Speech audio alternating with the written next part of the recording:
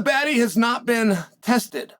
Nobody has checked Paddy the Baddy. Those are quotes from Islam. Let's take a little closer look at that. Is that an accurate statement? Let's take a little bit closer look at that. King Green is nobody's fool. King Green made it about 40 seconds with Paddy. Tony Ferguson is nobody's fool. But he wasn't on the upside. It's a hard walk. It's hard to overcome. Paddy got through him. Do we not give Paddy credit for that? Michael Chandler is a killer. Oh, and by the way, specifically at wrestling. Michael Chandler's really good at fighting, but in your plan to fight him, it would be wise if you don't plan to out-wrestle him. But Paddy did for the entire fight. Does he not get credit for that?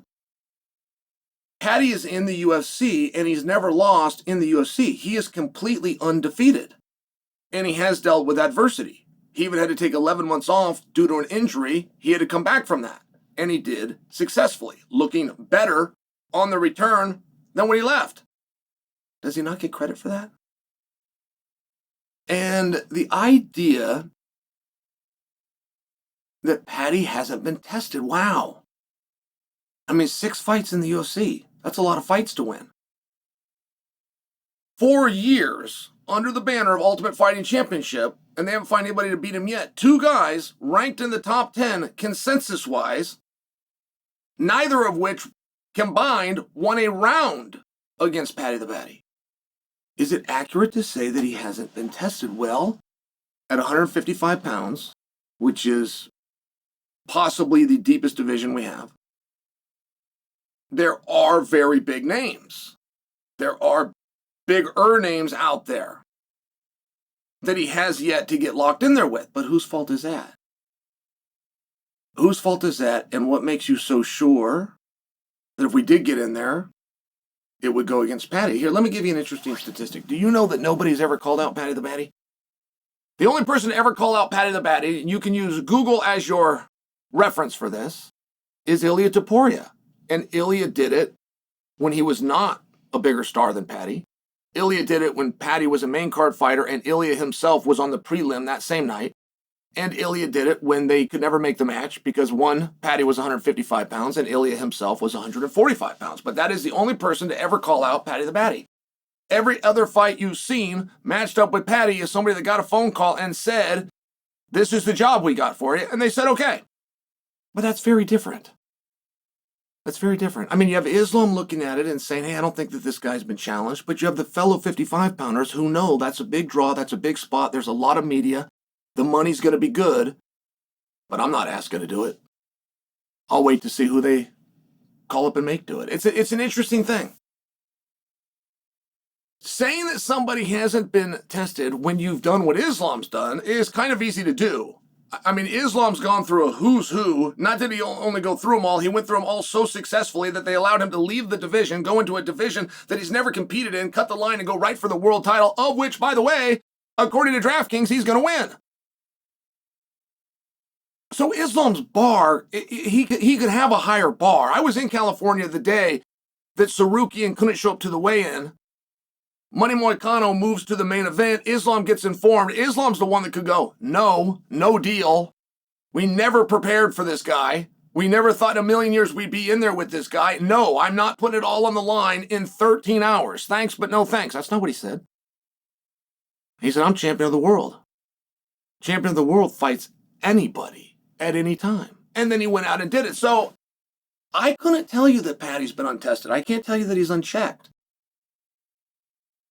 In my experience and as a viewer and from what I've seen, he's very well seasoned. But it becomes a little bit of a different bar. And I don't know how Paddy's going to respond to this. Paddy usually doesn't let anybody slide, but now he's being called out from a guy that's in a different division. That's compelling. That's interesting. What do you do if you get called out by a champion of the world? What do you do if you get called out by a guy who's fighting for a belt at 170, but constantly reminds us that he's going to return to 155? I think it's a tough spot. I think we could use a little bit of clarity there by Islam. And if Islam was to return to 155, for what? I mean, for what? I'd have a hard time believing it's for a main event. He's already got those. I'd have a hard time believing it's for a title fight. He could have those at 170. I have a hard time believing that it's for a specific opponent. Considering the only way that Islam gets to leave 170, the same way that every champion has ever had to prove before they get to leave the weight class, is that they cleared out the entire weight class.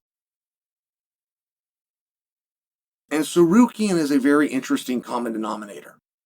If Tsarukyan was to have success against Paddy, if Tsarukyan was to have success against Ilia Topuria, I think that that would take the motivation away from Islam.